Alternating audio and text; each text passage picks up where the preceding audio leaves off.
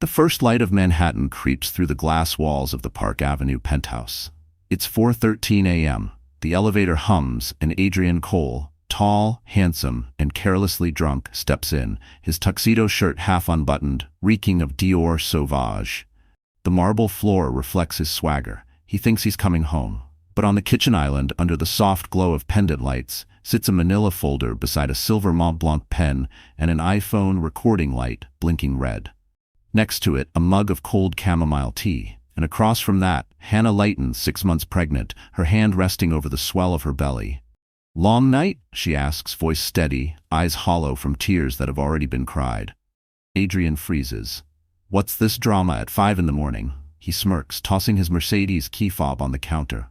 Hannah nods toward the folder. "It's not drama, it's a divorce." He laughs, thinking she's bluffing. "You're hormonal, Hannah. Go back to bed." But she doesn't blink. "You came home from the plaza, Adrian. Room 504. Sloane Hart checked in under your name." Adrian's smile fades. "You've been spying on me?" "No," she replies, sliding her phone across the counter. "The concierge sent the video by mistake. You should thank him for labeling your mistress as Mrs. Cole. It made things easier." He watches the footage, the two of them, tipsy, tangled in an elevator kiss. The sound of his own laugh echoes through the kitchen. His jaw tightens. "That means nothing." "Maybe," Hannah says softly, "but it means everything to me." The baby shifts beneath her palm. She steadies her breath. "Take your things. You'll find a garment bag by the door. I've already changed the locks." His voice hardens. "You can't just throw me out of my own home." "This isn't a home," she says, standing slowly, her belly leading the movement. "It's a stage, and your part's over." He starts to argue, but two uniformed building guards step in, summoned quietly by Walter, the elderly concierge who's seen too many scenes like this. Adrian's temper flares. "You'll regret this, Hannah." "I already did," she replies. "Every time I believed you'd change." As the guards escort him toward the elevator, he turns, desperate for control. "You think anyone will believe you? You're just—" She interrupts, her tone final. "A woman who stopped begging." The elevator doors slide shut, cutting off his face mid-scowl. The silence that follows is heavier than grief. Hannah exhales, sets her hand on her belly, and whispers, "You're safe now." Through the window, the Manhattan skyline glows like 1,000 witnesses. Snow begins to fall, soft, forgiving, and cold. And somewhere in that quiet dawn, a woman becomes her own rescue. The morning after the storm smells like disinfectant and rain. Hannah sits in a white examination room at Lenox Hill Hospital, her fingers tracing the soft paper beneath her. Dr. Asha Patel, gentle but firm, adjusts the ultrasound probe. The rhythmic thump of the baby's heartbeat fills the room like a drum of defiance. Hannah's eyes close. She lets it echo through her chest, anchoring her to something alive, something still hers. Dr. Patel studies the monitor. "Your baby's strong, but your stress levels aren't. You need stability, Hannah. No confrontations, no high tension." Hannah forces a small laugh. "I think I reached my lifetime quota of tension last night." The doctor offers a sympathetic smile. "You're not the first woman to rebuild from betrayal, but you have to protect your baby and yourself. Surround yourself with people who believe you." Those words stick like truth nails in her chest. People who believe her.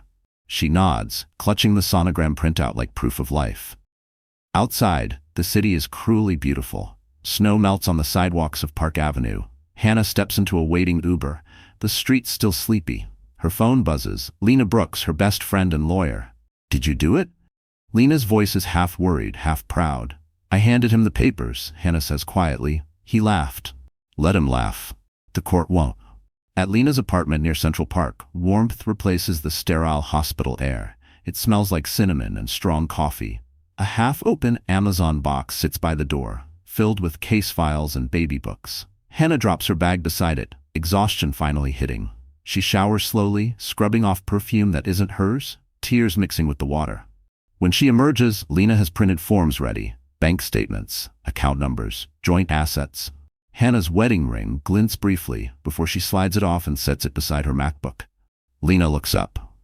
"Do you want me to file today?" Hannah hesitates, staring at the ring. "Yes, before I change my mind." They spend hours combing through receipts. Hannah finds the Plaza Hotel bill from last night, charged to their joint card. He didn't even bother to hide it, she mutters. Good, Lena says. Easier for me to prove marital waste. Hannah's stomach growls. They eat takeout soup in silence. Outside, sirens echo faintly. Lena finally breaks the quiet. You're doing the right thing, Han. You're choosing peace. Hannah nods, but her throat burns. It doesn't feel peaceful. It feels like dying. That's because the part of you that kept forgiving him is dying, Lena replies softly. Let it. Hannah wipes her eyes and exhales. She opens her iPhone Notes app and creates a new folder titled Rebuild. Under it, she types, Housing, Prenatal Care, Legal Work. Then she adds one more line. Don't look back. Her phone pings. A message from an unknown number. We need to talk, Adrian writes, for the baby's sake. She blocks him without reading further. For the baby's sake, she thinks, means for his control. Later that night, Hannah stands by Lena's window overlooking Central Park. Snowflakes drift under the lamplight. She holds the sonogram against the glass. The reflection of her belly lines up perfectly with the tiny outline in the photo. She whispers, It's just us now, little one. Asha's words return to her mind. Surround yourself with people who believe you. Lena's laughter from the other room, the faint hum of the city, the warmth of home. They're not victory yet, but they're proof of survival. She sets the sonogram next to her Tiffany bracelet on the nightstand and turns off the light. Outside, Manhattan hums on, unaware that a quiet revolution has just begun inside one small apartment. Morning sunlight spills across Lena's kitchen table, glinting off stacks of documents and cold Starbucks cups. Hannah scrolls through her phone, every motion deliberate, like a surgeon cutting into something rotten. Her heart pounds, not from fear, but from clarity. Lena leans over her shoulder. Found anything useful?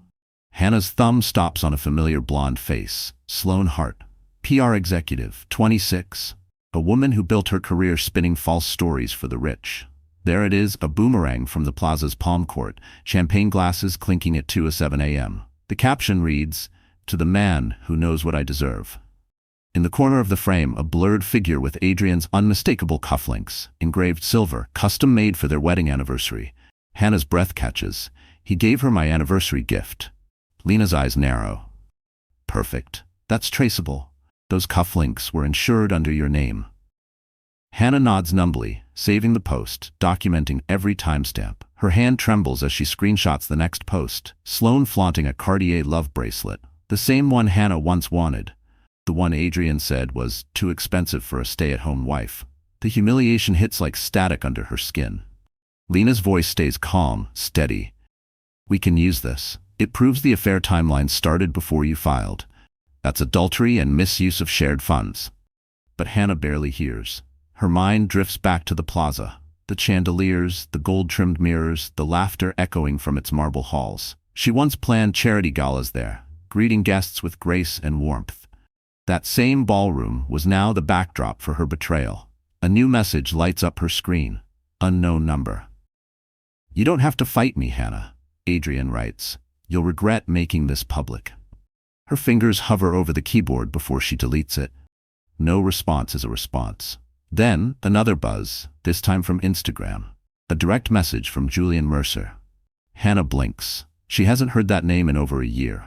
Julian was one of her biggest clients, a venture capitalist known for quiet generosity and ruthless business sense. They'd worked together on a cancer charity gala. Adrian used to mock him, calling him the billionaire monk. Julian's message is short. I saw the news. Are you safe? Hannah hesitates, unsure how to answer. She finally types, working on it. Seconds later, the typing bubble appears. If you need a place to work or breathe, I owe you. No press, just a door that locks. She stares at the screen, overwhelmed by how kindness feels heavier than cruelty. Lena looks over. Who's that? An old client, Hannah says. Maybe an old friend. Take the help, Lena advises. Even warriors need a fortress. The rest of the day passes in a haze of screenshots and printed evidence. Hannah builds a folder titled Timeline of Betrayal. Every file has a date, a receipt, a location. She includes Walter's statement from the building. He saw Adrian bringing a young woman in around 4 a.m. The pattern is undeniable. By midnight, Lena yawns. We're getting somewhere. Tomorrow I'll draft the affidavit. Hannah nods, exhausted. She picks up the Cartier photo again, zooming in on Sloane's bracelet. Her mind flickers between anger and pity. She doesn't know yet, Hannah murmurs. Know what? Lena asks. That he'll do to her what he did to me. They always do. The city outside hums with distant sirens. Snow turns to sleet, streaking down the window pane like silver tears. Hannah shuts off her phone, the glow fading from her face. Her reflection stares back, tired but awake. For the first time in years, she feels something like power. Not from revenge, but from truth. And somewhere in Manhattan, the mistress posts another picture, not realizing she just became Exhibit A. The next morning, the world moves on as if nothing happened. But for Adrian Cole, the whispers have started. At the glossy headquarters of his Park Avenue investment firm, the air smells of espresso and tension. His assistant greets him with eyes that dart away too quickly. On the mahogany table in the conference room, the Wall Street Journal lies open, its gossip column casually mentioning a senior partner caught in a marital scandal linked to the Plaza Hotel. No names, but everyone knows. Damage control, Adrian mutters, adjusting his Rolex and straightening his tie. Across town, Hannah wakes up to a quieter battlefield. The apartment Lena lent her is small but bright, with Central Park peeking through the window. She eats oatmeal she barely tastes, her phone buzzing with updates from Lena. Adrian's firm knows, Lena texts. This could help us. Hannah's hands shake slightly as she picks up her MacBook Pro from the coffee table. The screen flickers to life, revealing folders she hasn't opened in months, contracts, invoices, event photos. She scrolls through memories of nights where she worked 18-hour days crafting experiences for billionaires, CEOs, and celebrities. Adrian used to call it a hobby, but in one old document Hannah finds something better than nostalgia: proof. A file titled Cole Capital Gala 2022 shows that her client network had been used to secure major investors for Adrian's firm. She had arranged introductions, negotiated tables, even managed the charity angle that boosted his reputation. She prints everything. Each page feels like reclaiming a piece of herself. By afternoon, Lena arrives, dropping her handbag beside the couch. If we can show that you contributed to his professional success, it strengthens your case for asset division, she explains. Hannah nods, flipping through spreadsheets. He always said I didn't bring income, but I brought every investor he bragged about. Exactly, Lena says, smiling for the first time all day. You were unpaid PR. That's contribution. Meanwhile, Adrian faces a silent ambush of side eyes. His partners exchange looks across the glass boardroom. The compliance officer, a sharp woman named Diane, slides a document across the table. We need to confirm your use of the corporate Amex last weekend. He forces a grin. Business dinner. Diane doesn't blink. At the Plaza Hotel? With a PR executive from Heart Communications? The silence burns. Adrian clears his throat. Personal matter. I'll reimburse it. The partners murmur. One says quietly, keep it quiet, Adrian. The firm's image can't take another scandal. He nods, smiling through clenched teeth, but inside rage churns. Hannah's fingerprints are all over this. That night, Hannah sits under a warm lamp, reading through bank statements. Her baby kicks gently, a small reminder of life within chaos. She whispers, "We're getting there, little one." Asha, her doctor, calls to check in. Your blood pressure's high. Have you tried meditation or journaling? I'm trying spreadsheets, Hannah says dryly, making the doctor laugh. Whatever keeps you calm, Asha replies softly. Just remember, every minute you choose peace, you're protecting two hearts, not one. After the call, Hannah looks out at the city lights. For the first time, she doesn't feel small against the skyline. She feels anchored. In the distance, Adrian stares at his own reflection in the boardroom glass, realizing the empire he built on lies is starting to crack, quietly, perfectly. And as Manhattan sleeps, two wars unfold, one in court documents, the other in reputation. Only one of them will survive both. Before the betrayal, there was light. Before the plaza, before the lies, there was laughter echoing through a Fifth Avenue ballroom, where fairy lights dripped like stars, and a young woman in a navy dress ran the show with grace. That woman was Hannah Layton, 25 at the time, smart, confident, her headset buzzing with cues. Table 7 needs champagne, she'd said back then, voice crisp, commanding, alive. And that's when she first saw Adrian Cole, leaning against the marble bar, tuxedo perfect, smile dangerous. He wasn't famous yet, just charming. Their eyes met through the noise. He raised his glass to her and said, "You run this place like it's yours." Hannah smiled. For tonight, it is. He followed her around that night, asking questions between guests, watching the way she handled chaos with poise. You don't miss a detail, he said. That's rare. And for Hannah, who'd always been the woman fixing things in the background, being noticed felt like sunlight. 6 months later, they were inseparable. Adrian had just landed his first big client, bragging about the future. They'd sit at the River Cafe overlooking the Manhattan skyline, talking about someday. He promised a house, children, and a life where she'd never have to hustle again. You deserve to rest, he'd said one night, sliding a small Tiffany box across the table. Inside was a delicate silver bracelet. No more working 16-hour events. Let me take care of you.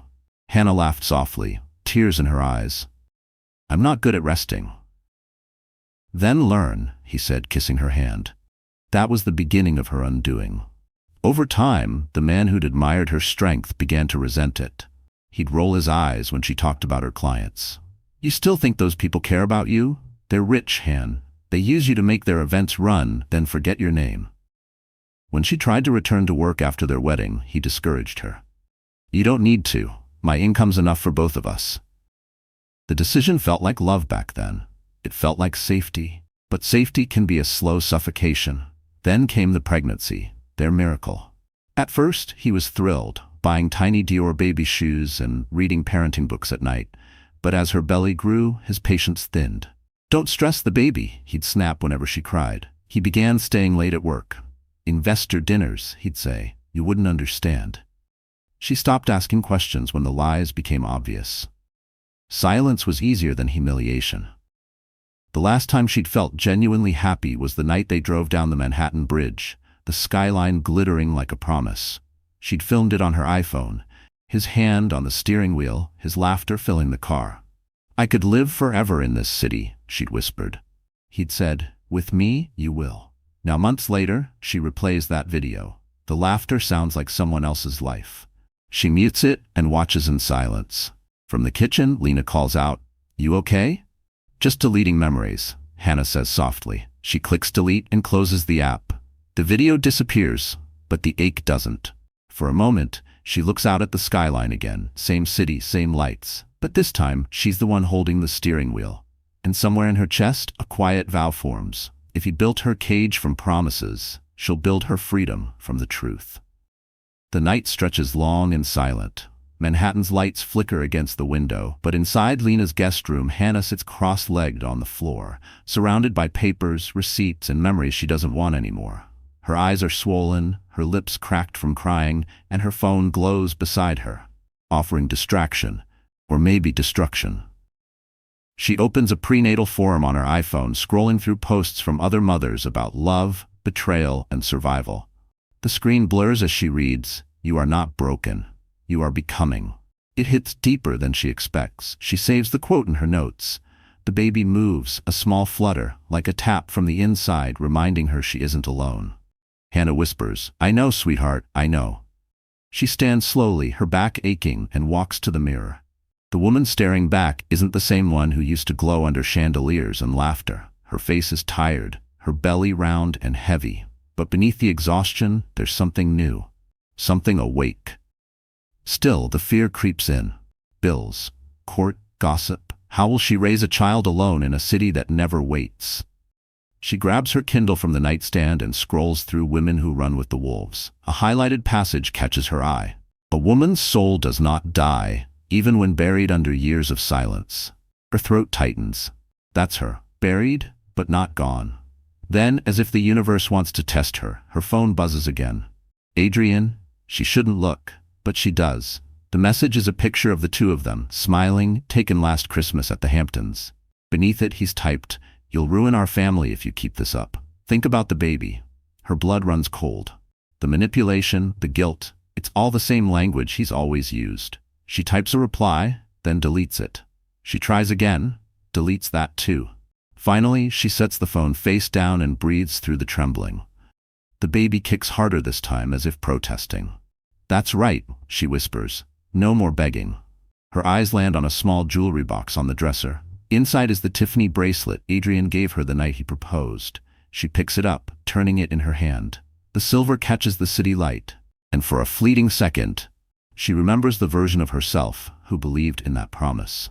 She places the bracelet against her belly, whispering, "You deserve better than lies." Then she sets it on the table, not as a memory, but as evidence. She opens her laptop, determined now. If Adrian thinks she's weak, he's wrong. She logs into their shared financial portal, checking accounts he thought she'd forgotten. Within minutes, she finds it. Wire transfers, dinners, hotel bills, and finally, a retainer payment to a divorce attorney dated 3 days before she found out about Sloan. He planned everything. Her hands shake so hard she nearly drops the mouse. "He wanted to trap me first," she whispers, voice breaking. Tears stream silently, but beneath them burns something fierce. Anger, yes, but not the kind that destroys. The kind that rebuilds. She opens a new spreadsheet and titles it War Journal. Line by line, she lists every date, every dollar, every lie. She copies documents into a folder labeled for Lena. Then she sets a timer on her phone for 3 minutes, just like Asha taught her. She allows herself to cry, full and unrestrained. When the timer dings, she wipes her face and exhales. In that moment, Hannah Leeton isn't broken anymore. She's sharpening. She whispers to the empty room, "He thinks I'm done. He has no idea." Outside, Manhattan glows like molten steel, cold, bright, and ready to forge her into something unbreakable. And somewhere, miles away, Adrian sleeps soundly, unaware that the woman he underestimated has just begun to fight back. Snow flurries dance along the edges of Central Park when Julian Mercer re-enters Hannah's life. She's walking out of her lawyer's office, exhaustion clinging to her bones, when her phone buzzes with a simple text. "I have an offer. No pressure. Just a safe space." Julian's name glows on the screen like a forgotten light. The last time she saw him was 2 years ago at a charity gala she produced, a night Adrian nearly ruined by showing up drunk and jealous. Julian had handled it with quiet grace, steering Adrian away before things got ugly. Now, out of nowhere, he's offering help. Hannah hesitates, thumb hovering above the keyboard. Pride wars with practicality. But then the baby shifts, and she feels that small reminder of purpose. She types back, "I could use safe." An hour later, a black Escalade pulls up in front of Lena's building. The driver, a middle-aged woman named Rosa, smiles kindly as she opens the door. "Mr. Mercer asked me to make sure you're comfortable, ma'am."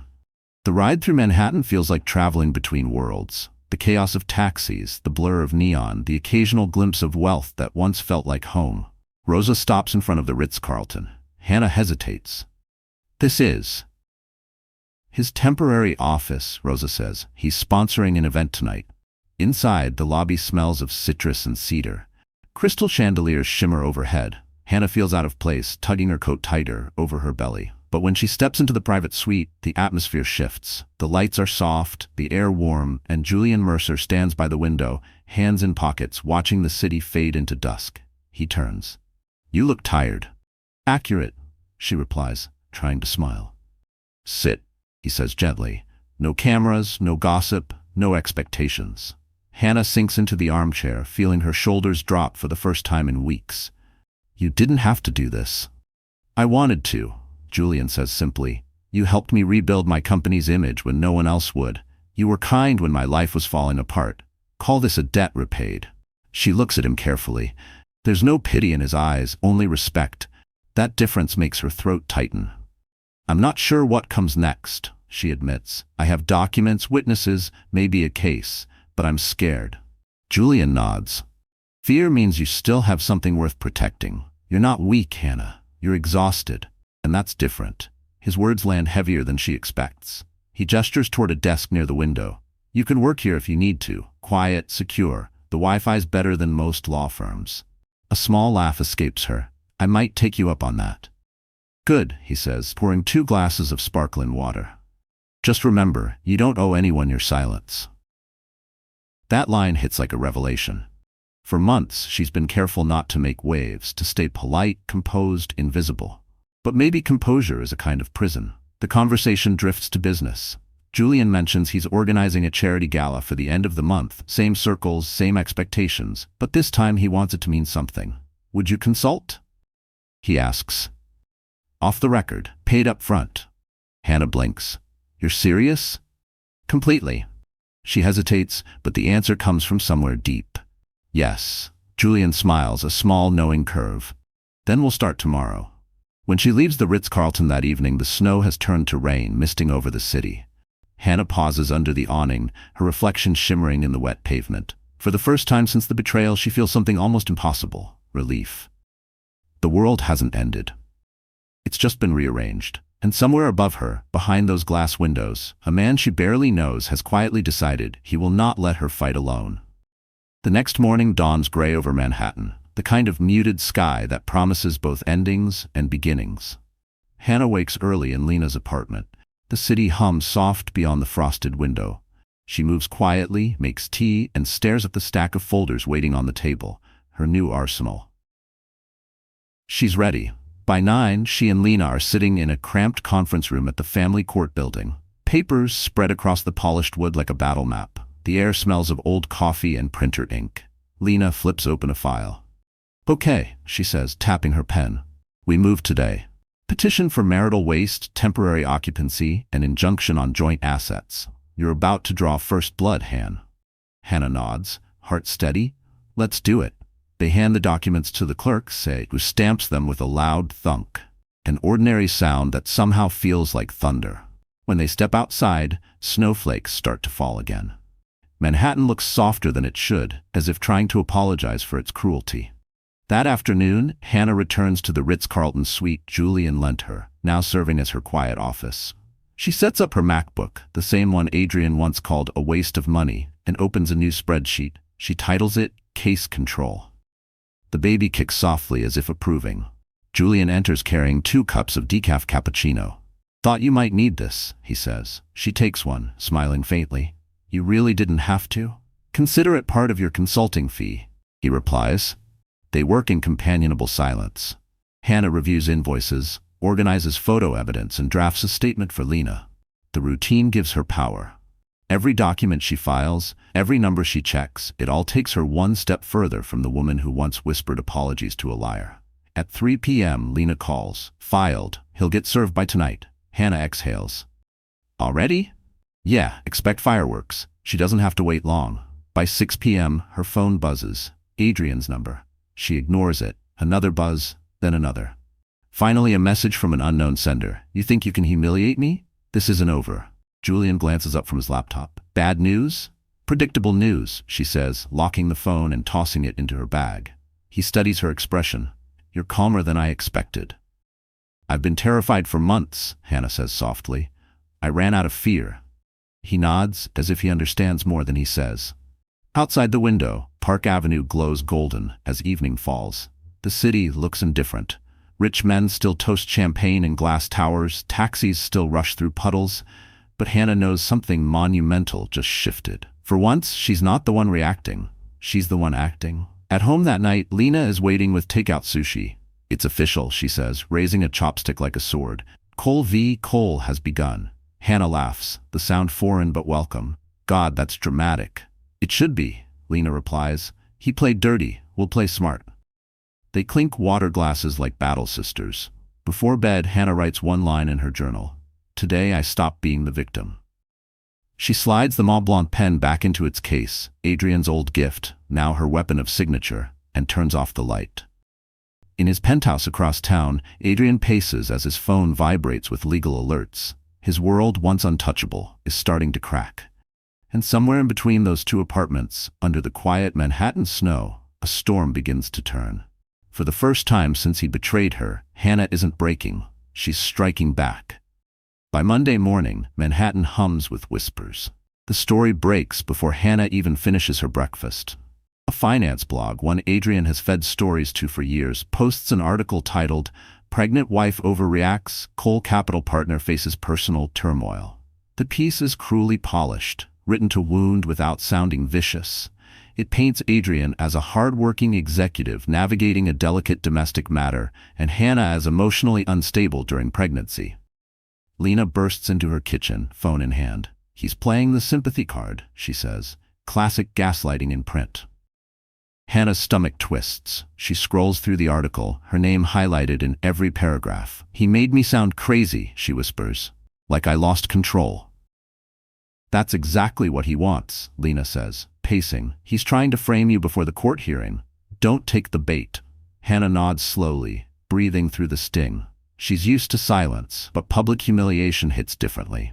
It feels like the walls of Manhattan closing in, judgmental and unkind. Her phone lights up again, messages from friends, colleagues, even strangers. Some supportive, others cruel. You should have worked on your marriage. Poor guy, she's hormonal. Every word slices deeper. Julian calls mid-morning. I saw the article, he says, voice calm but cold. He just made a fatal mistake. How's that? She asks, trying to sound braver than she feels. Adrian turned your private pain into public evidence, Julian replies. Now it's defamation if you can prove intent. You have screenshots, timestamps, financial records. His narrative won't hold. Lena leans closer to Hannah's phone. We'll save that conversation for the courtroom. Right now, we go quiet. Quiet? Hannah echoes. Everyone's talking. That's exactly why, Lena says. Let them talk. We'll respond once with facts, not fury. That night, Hannah stays late at the Ritz-Carlton suite, reviewing notes for Julian's upcoming gala. Work becomes medicine. She focuses on light settings, floral palettes, menu coordination, details that remind her she's still good at something, still capable. While scrolling through the guest list, one name catches her attention. Bryce Maddox, the finance blogger who published The Smear. Hannah's heart races. He's coming to the gala, she murmurs. Julian looks up from his laptop. Interesting. Why? He's covering the event, she says, probably sniffing for gossip. Julian smiles faintly. Then give him something worth writing, but on our terms. Hannah frowns. What do you mean? Reputation is a game of patience, Julian says. You don't chase vindication, you stage it. She thinks about that all night. The idea of control, of narrative, of reclaiming her voice without shouting. The next morning, she meets Lena for coffee at a small cafe near Bryant Park. The winter sun hits the windows, warming her face. What if, Hannah begins carefully, we stop hiding? Lena sips her espresso. Meaning?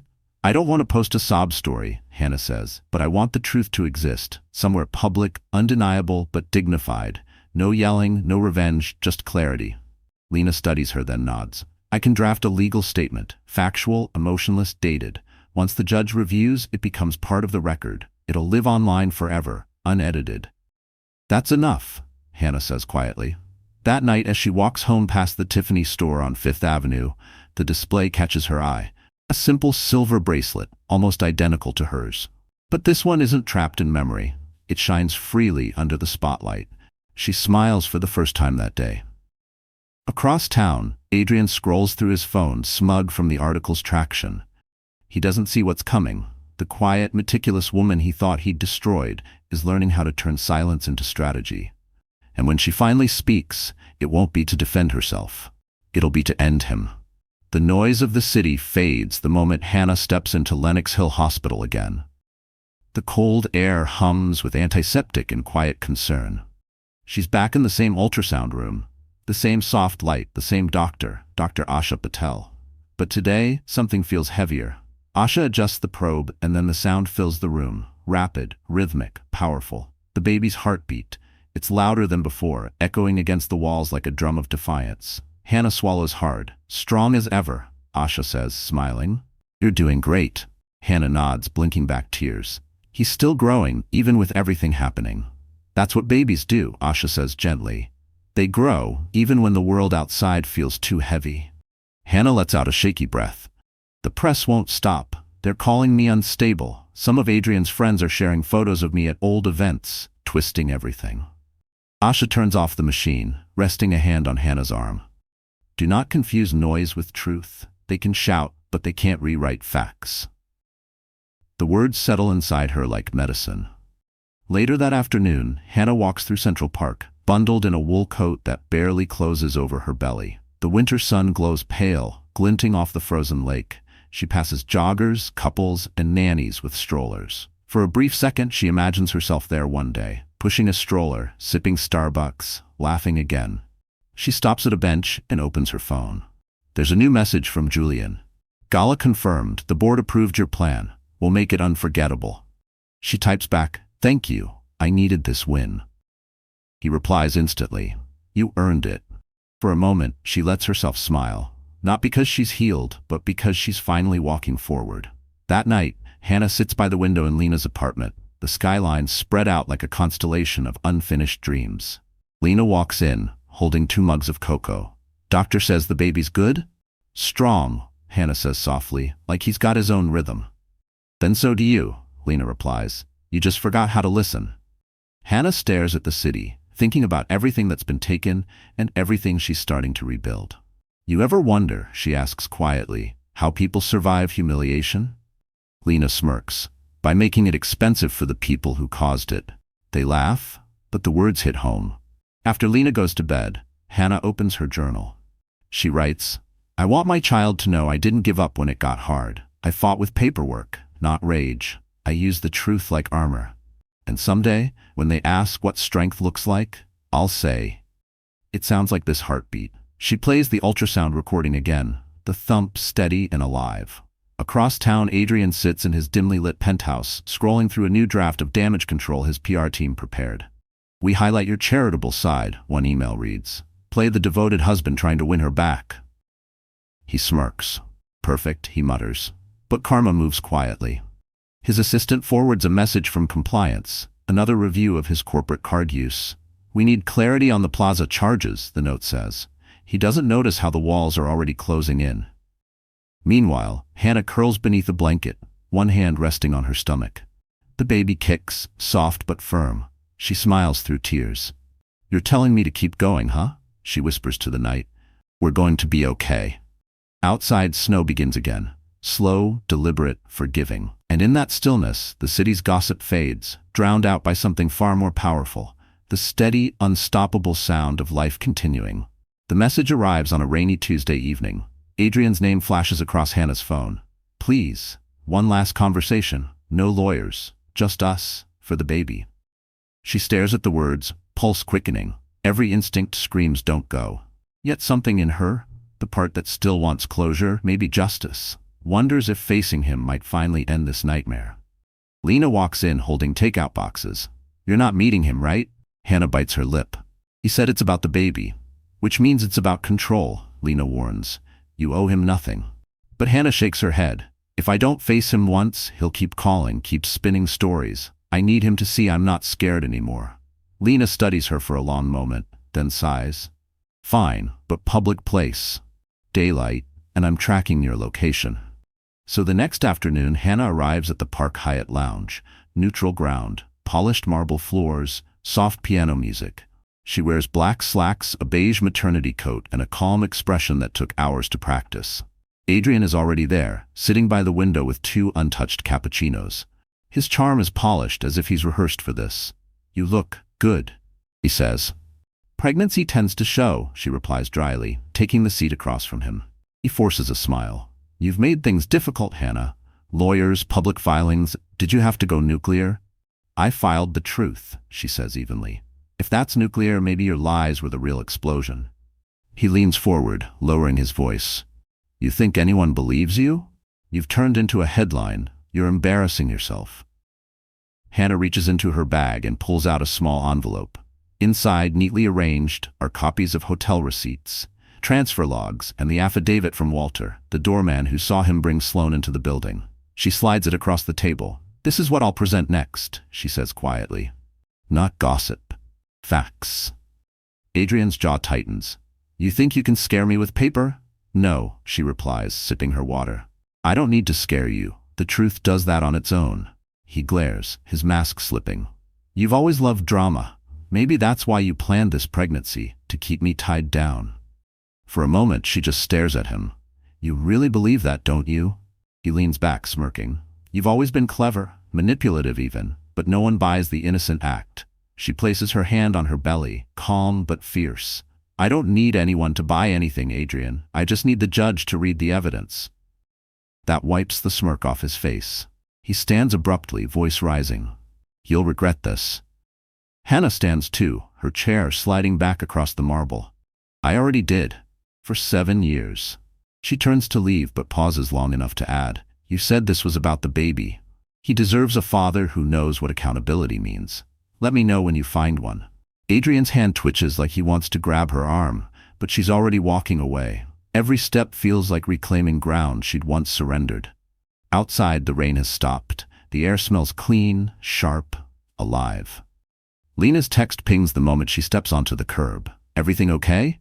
Hannah types back, better than okay. He's out of moves. Back inside, Adrian sits frozen, staring at the evidence she left behind. His reflection in the window looks smaller now, cornered, unraveling. For the first time he realizes Hannah isn't waiting for closure. She is the closure. And as she walks into the cold Manhattan evening, the city feels different, like it finally knows whose story it belongs to. The Ritz-Carlton ballroom smells of fresh orchids and ambition. Crystal chandeliers glitter above rows of empty tables as staff rush to set linens and adjust lighting cues. It's the day before Julian Mercer's charity gala, a night meant to shine for the city's elite. For Hannah, it's something else entirely. It's proof she's standing again. She walks across the polished floor in low heels, clipboard in hand, her black blazer barely concealing the maternity support belt beneath. Every movement is deliberate. Her team, new assistants, borrowed vendors, familiar faces, watches her for direction. Table 8 needs to rotate 5 degrees clockwise, she says. The sponsor's logo must be visible from the press wall. A young lighting tech nods. Yes, ma'am. The title ma'am makes her smile. It's not condescension, it's respect. Julian appears near the stage, sleeves rolled up, phone tucked under his arm. You run this place like a general, he says. I prefer conductor, she replies. Generals break things, conductors make them work. He laughs softly, watching her with quiet admiration. Whatever the title, you're remarkable, and you're right on schedule. Hannah adjusts a floral arrangement and shrugs. Deadlines are easier than emotions. Spoken like someone who's survived both, Julian says. They take a break near the back of the room. He hands her a small bottle of water and leans on the railing. You know, he begins, when I first texted you, I wasn't sure you'd say yes. Neither was I, she admits. I thought accepting help meant I'd lost. And now, she looks out over the ballroom, now I think accepting help was the first time I actually won. Julian studies her expression, careful not to cross any lines. You're building something again, Hannah. That's rare. Most people just survive and stop there. She meets his gaze. Maybe surviving isn't the goal anymore. The sound engineer calls for a test cue. The lights dim, music swells, soft piano mixed with string undertones. The atmosphere transforms instantly, glowing with warmth. Hannah's hand instinctively rests on her belly. The baby kicks once, as if approving. Julian notices and smiles. Seems like your co-director agrees. She laughs, genuine and free, and for a moment, the weight of her world disappears. As the rehearsal continues, Hannah checks details. The sponsor banners, the guest seating, even the temperature. Perfection, but not vanity. Control. Control she earned back inch by inch. Later, Julian signs a contract folder and slides it toward her. Here's your retainer for Leighton Atelier, he says. Hannah blinks. Leighton Atelier? He nods. That's what you called your company when you registered the domain last week, isn't it? Her mouth opens in surprise. You checked? Of course, he says lightly. You're my event director now. I like to know who's steering my ship. For a second, she can't speak. The name, Leighton Atelier, was something she'd whispered to herself late one night, dreaming of starting over. Now, seeing it printed on an actual check, she feels her throat tighten. Thank you, she says finally. Julian leans back. Don't thank me. You built this. I'm just giving it a stage. When the last staff member leaves, Hannah stands alone in the center of the ballroom. She looks up at the chandeliers, their light scattering like stars. In the reflection of the polished floor, she sees not a victim, but a woman rebuilding her empire. Outside, the city glows beyond the glass windows, Fifth Avenue alive, taxis darting, luxury humming. For the first time in months, she isn't afraid of tomorrow. She's anticipating it. Because tomorrow night, under those same chandeliers, the world will finally see her. Not as the pregnant wife who got betrayed, but as the woman who refused to disappear. Morning sunlight cuts through the blinds of Lena's office, glinting off piles of legal briefs. Hannah sits across from her friend, a paper cup of coffee cooling in her hand. Her stomach presses against the edge of the desk, her baby moving restlessly beneath. She hasn't slept. The gala rehearsal was perfect, but the war off stage is far from over. Lena's phone rings. She listens, scribbles a few notes, then looks up. That was Walter Reed, the building manager. He's got something you'll want to see. Walter? Hannah frowns. From Park Avenue? Lena nods. He said the elevator footage from that night, your night, was finally cleared for release. He's willing to sign an affidavit authenticating it. Hannah's grip tightens around the cup. You're serious? As a heart attack, Lena replies, and he's coming by in an hour. When Walter arrives, he's bundled in a thick coat, smelling faintly of tobacco and winter. His hands tremble slightly as he pulls a small USB drive from his pocket. I shouldn't even have this, he says, glancing around nervously. But after what I saw that night, I figured you deserved the truth.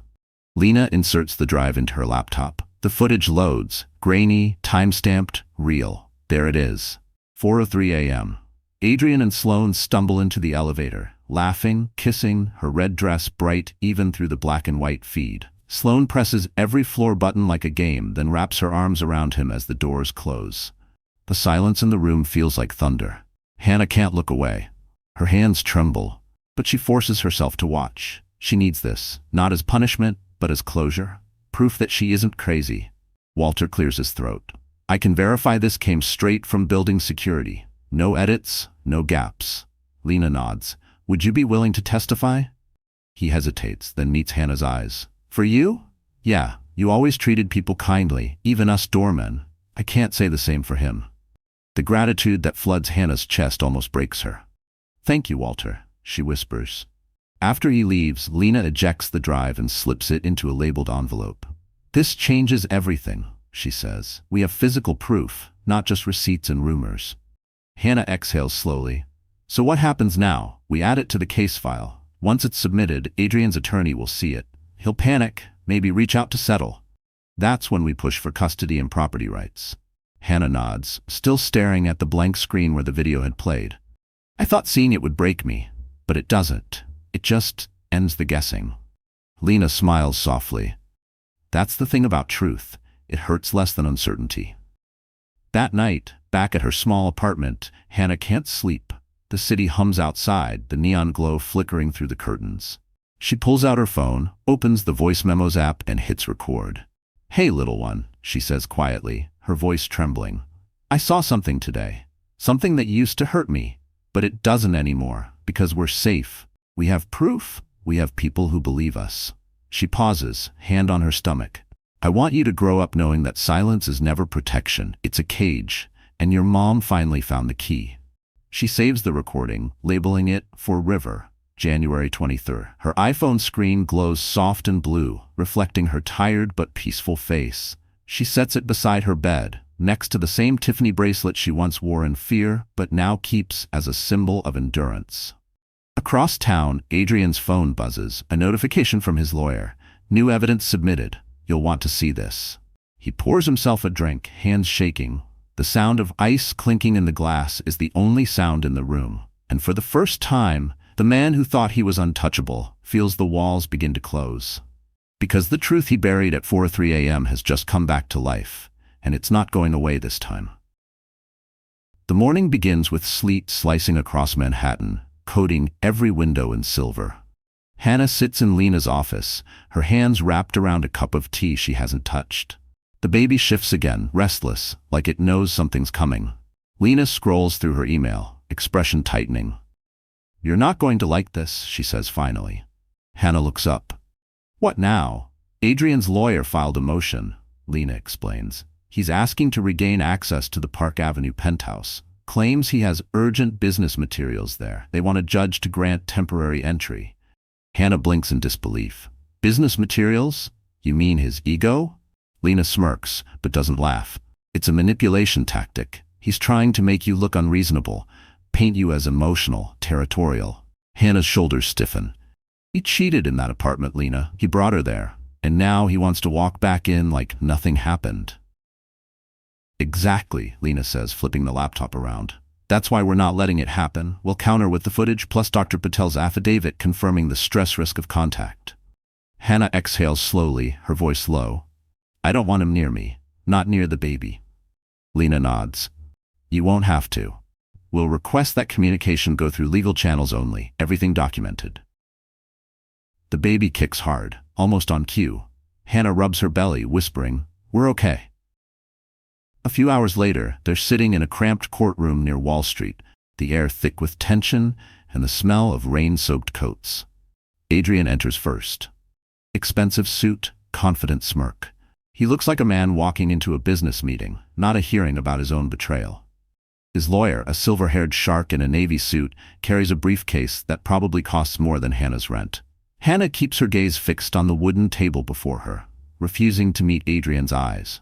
Lena whispers, "Let him perform. We'll bring the facts." The judge, a stern woman with sharp eyes, calls the session to order. Adrian's lawyer begins, voice smooth as glass. "Your Honor, my client simply seeks brief access to his property to retrieve important business documents vital to his firm's operations. We are not here to escalate, only to restore fairness." Lena rises slowly. "Your Honor, the property in question is under dispute. My client currently resides there per preliminary occupancy order due to her pregnancy and medical condition. Allowing Mr. Cole entry would directly endanger her well-being. Furthermore, we have newly authenticated video evidence that places Mr. Cole in said residence with another woman during the marriage. His request is not about fairness, it's about control." The judge looks over her glasses. "Do you have the affidavit?" Lena hands it over. "Yes, Your Honor. From Dr. Asha Patel, attending OBGYN, it details the emotional and physiological risks of undue stress at this stage of pregnancy." The courtroom falls silent as the judge reads. Adrian shifts in his seat, jaw tight. His lawyer tries to interject, but the judge holds up a hand. "I've heard enough. Motion denied. Mr. Cole is to have no physical contact with Mrs. Leighton Cole until after the custody hearing. All communication to go through counsel." Hannah exhales a breath she didn't realize she'd been holding. The gavel hits the desk. Court adjourned. Adrian storms out without looking back. Outside, the rain has stopped, but the air is thick with tension. Lena pats Hannah's shoulder. "That's a win." "It doesn't feel like one," Hannah admits. "It feels like survival." "Sometimes," Lena says, "those are the same thing." Later that night, Hannah sits by her window, watching the city lights blink through the mist. For the first time, she allows herself a small smile. Justice doesn't roar. It whispers. And in that whisper, she hears the first note of peace. Because today, she didn't just protect her home, she protected her future.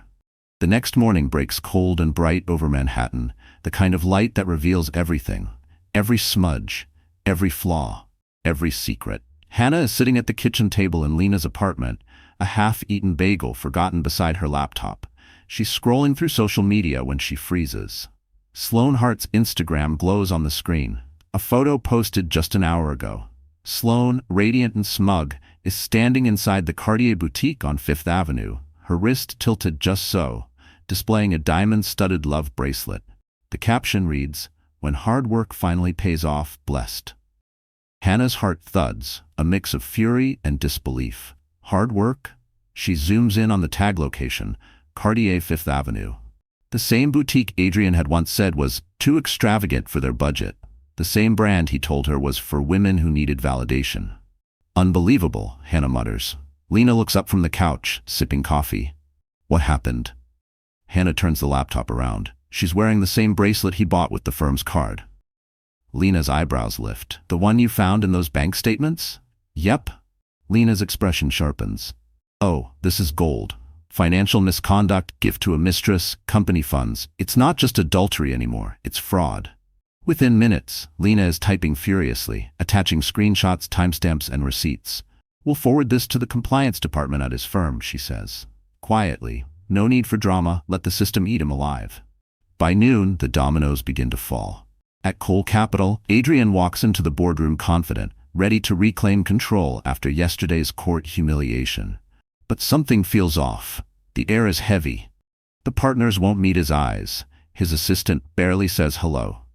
Finally, the compliance officer, Diane, the same woman who had questioned him weeks earlier, enters holding a folder. "Adrian," she says coolly, "we've received a report regarding misuse of corporate funds. There are charges from Cartier, the Plaza, and the River Cafe. Care to explain?" Adrian stiffens. "That's absurd. Personal matters have nothing to do with the firm." Diane's tone is icy. "They do when the corporate card was used. We've launched an internal audit. You're on temporary suspension effective immediately." His stomach drops. This is ridiculous.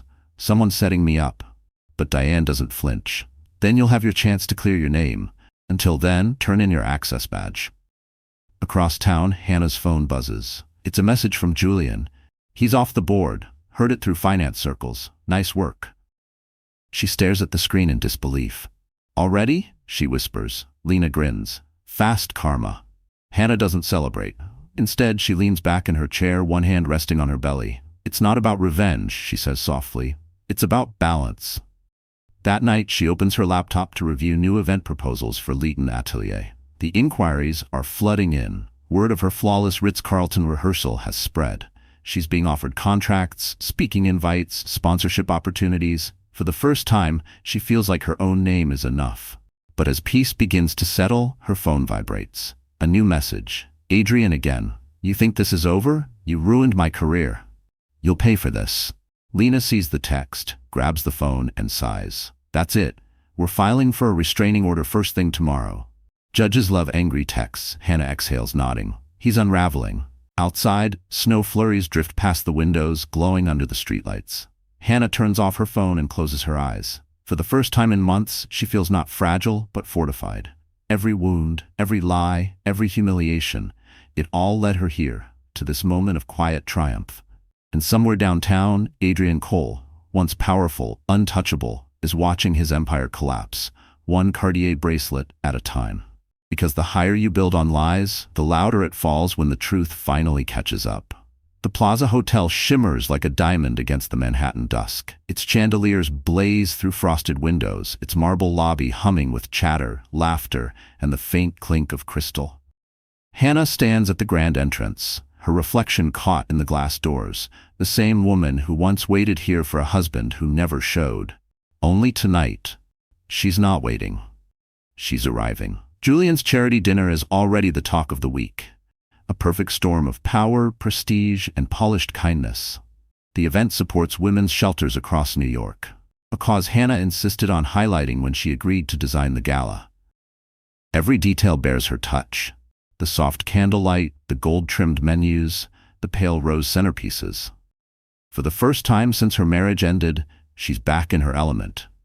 And this time, her name is on the program. As she steps into the ballroom, heads turn. Not because she's flaunting wealth. Her dress is simple, black silk that drapes easily over her pregnant belly, but because of her presence. Calm, steady, whole. Julian spots her across the room. He's mid-conversation with a senator but excuses himself instantly. You made it, he says, smiling. Wouldn't miss it, she replies. He gestures around. You see this? You built it. Every camera in this room will mention your name tomorrow. She smiles softly. Let them. This time, the story's mine.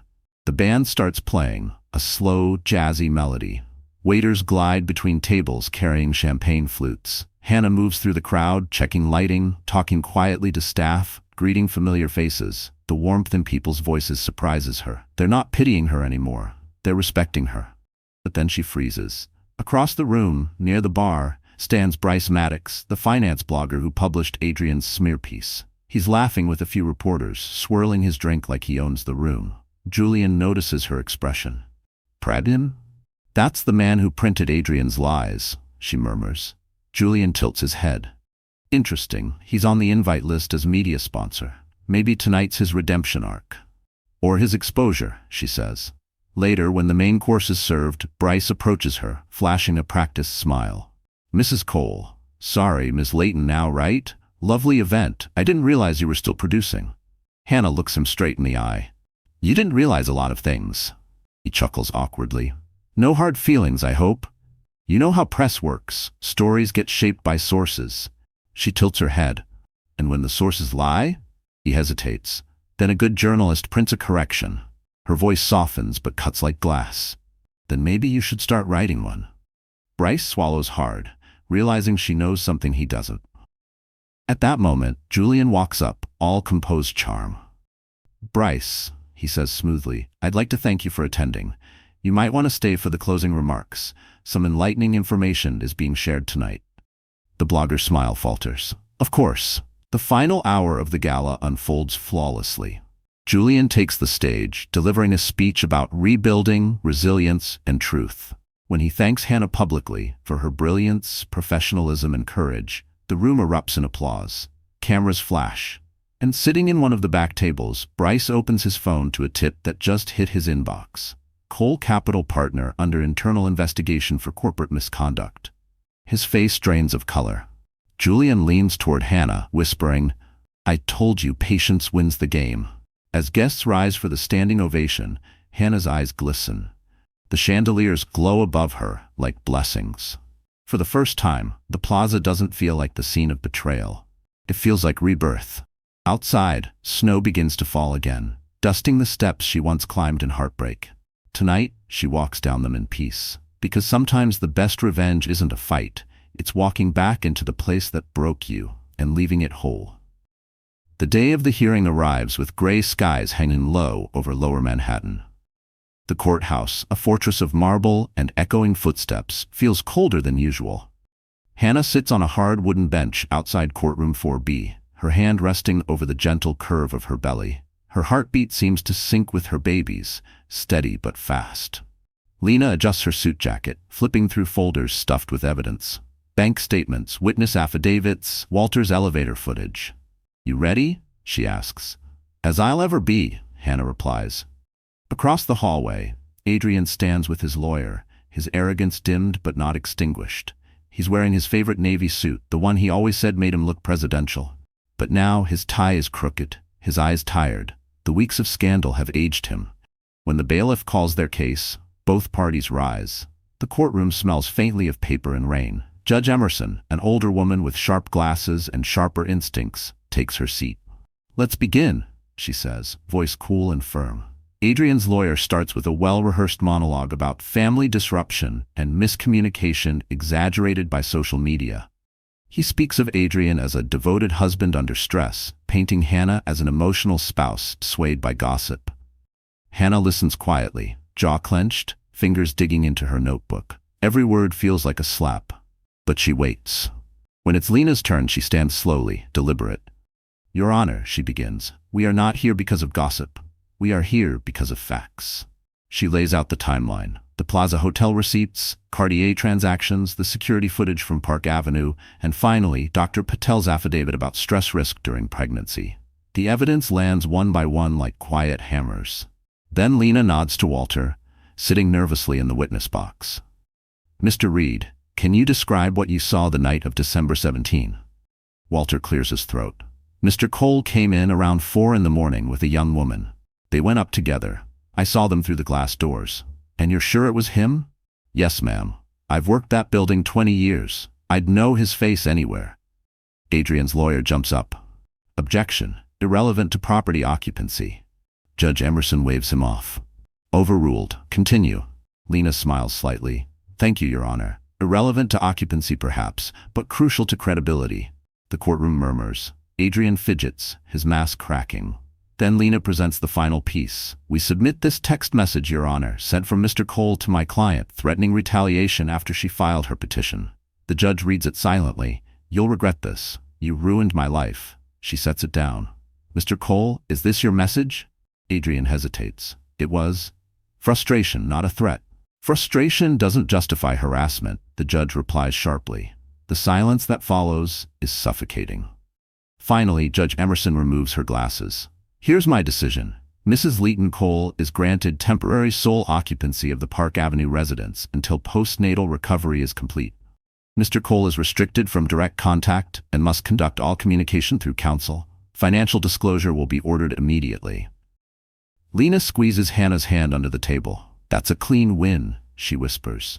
Adrian's face hardens. He looks at Hannah for the first time, eyes full of something between anger and disbelief. But she doesn't flinch. When the gavel hits the desk, Hannah exhales like she's been holding her breath for years. Outside, the rain has stopped. The courthouse steps gleam wet under the afternoon light. Reporters linger nearby, sensing a story, but too cautious to approach. Hannah ignores them. Lena wraps an arm around her. "He's losing his grip," she says. "He already lost it," Hannah replies softly. "He just doesn't know yet." She looks up at the gray Manhattan skyline, heavy, endless, alive. Because justice doesn't always roar. Sometimes it whispers, "You're free now." 2 days after the hearing, Manhattan seems quieter, as if the city itself is holding its breath. Hannah walks through Central Park in the early morning chill. one hand clutching her coat, the other resting protectively on her belly. The air smells like snow and burnt coffee. She's exhausted, but there's a calm beneath the fatigue, a strange, steady peace that only comes after surviving a storm. Her phone buzzes. It's a message from Lena. Check the ledger online. Hannah stops walking, thumb trembling as she opens the link. The headline hits like a gavel. Cole Capital under internal investigation for ethics violations. Below it, the subhead reads, Anonymous evidence reveals misuse of corporate funds, breach of fiduciary trust, and personal misconduct involving senior partner Adrian Cole. Her breath catches. The article is clinical, precise, no sensationalism, no gossip, just hard facts, screenshots, receipts, timeline. It's everything Lena gathered, everything Hannah lived through, now written in cold, undeniable ink. Julian's text comes moments later. He's trending. Don't read the comments. Just breathe. But Hannah reads them anyway. Thousands of strangers debating, sympathizing, apologizing, some cruel, some kind, but the tide has turned. The world finally sees the truth. By noon, she's at Lena's office. The windows are filled with the gray-blue of winter light. Lena's grinning. The blogger Bryce, he's the one who leaked it. Guess he wanted redemption. Hannah blinks. He exposed Adrian? Entire document trail, Lena says. Compliance confirmed it. He's finished. The words don't bring the satisfaction Hannah expects. Instead, she feels a deep exhale from somewhere inside her chest. The ache loosens, replaced by a softer emotion, closure. Still, her phone won't stop vibrating. Journalists, old colleagues, sponsors, everyone wants a comment. She ignores them all, until one message appears from an unknown number. We should talk. Privately. She doesn't need to ask who it is. Adrian? Lena looks at the text and shakes her head. He's desperate. Let him stew. Hannah nods but stares at the message for a long time before deleting it. No reply.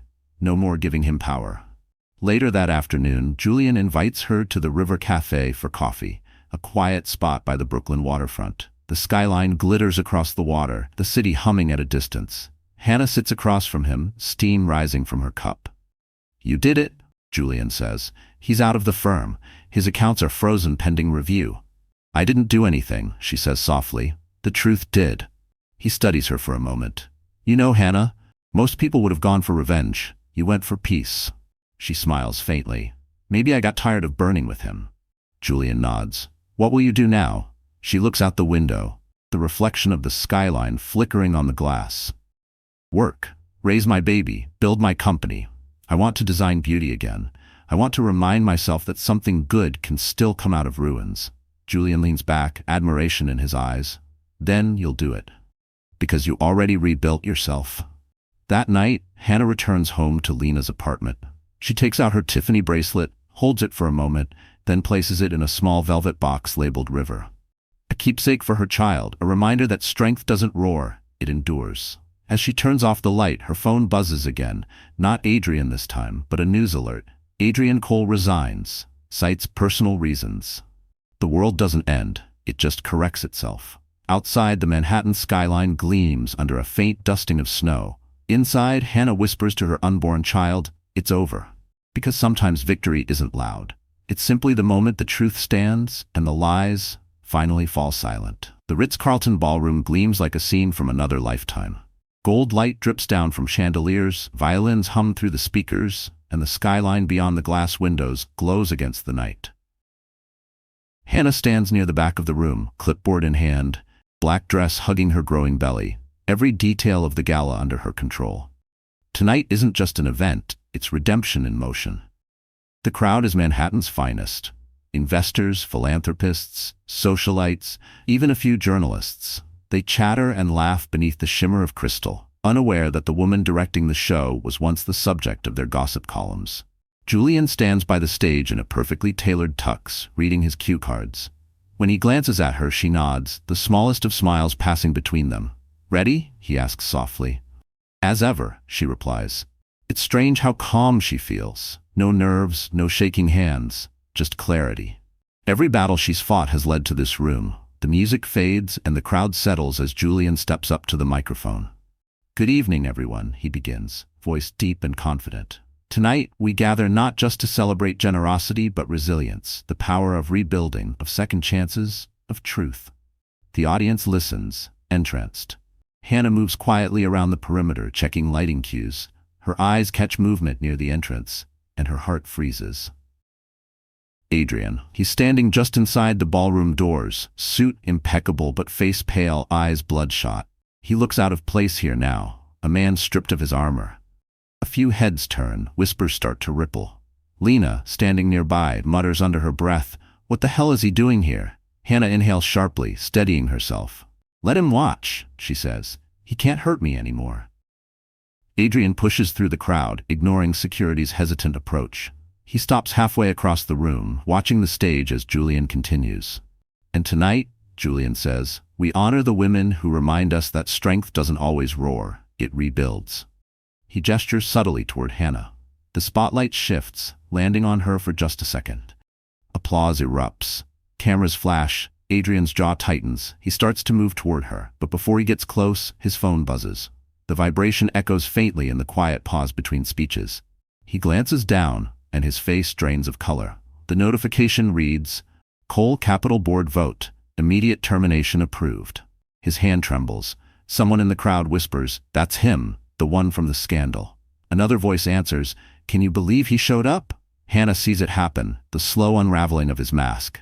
For once, she doesn't feel pity, only distance. Julian finishes his speech with grace. "To those who've fallen and stood again, may tonight remind you, you are never defined by what broke you." The room erupts in applause once more. Adrian stumbles backward, bumping into a waiter, muttering something under his breath before storming toward the exit. Two security guards follow, politely but firmly escorting him out into the cold Manhattan night. Hannah exhales, long and deep. The applause fades, and a slow melody begins to play. Julian joins her near the side of the stage. "You okay?" he asks. She smiles faintly. "Perfectly."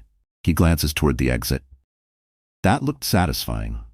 "It wasn't revenge," she says softly. "It was closure." As the evening winds down, guests approach to congratulate her. "You're remarkable," one woman says.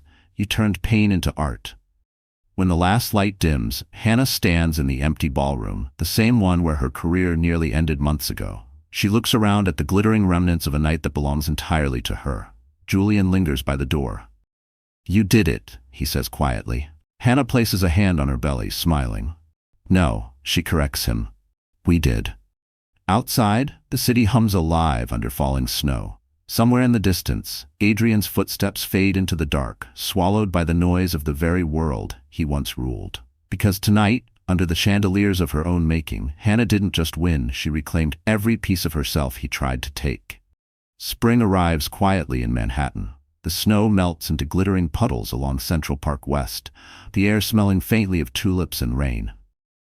Hannah Leeton, no longer Mrs. Cole, no longer defined by her pain, stands by the window of her new apartment, a small but sunlit space overlooking the trees.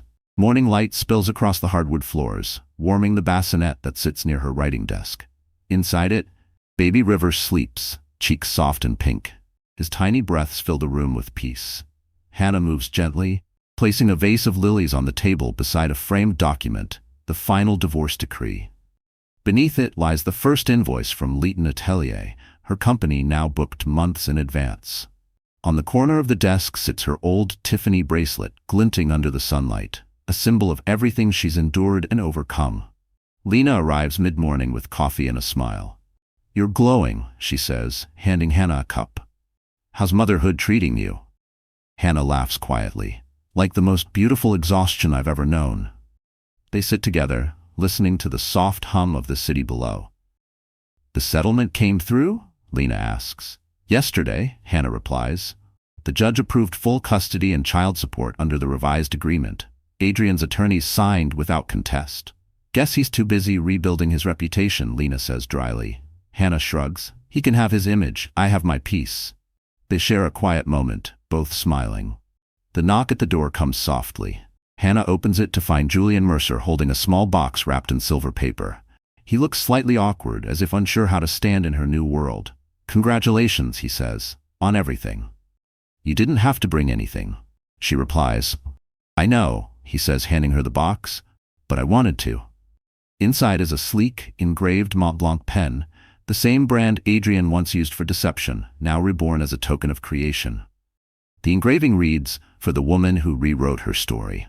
Her throat tightens. "Julian," he smiles, "you reminded a lot of people what resilience looks like, Hannah, including me."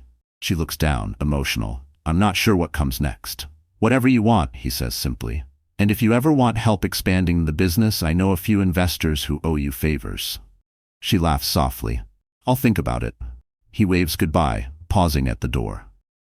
"You don't need anyone to save you anymore. But you've built something worth standing beside." After he leaves, Hannah looks around her apartment. The books stacked neatly by the window, the baby blanket draped over the couch, the faint hum of life filling every corner. For the first time, she realizes that the silence she used to fear now feels like home.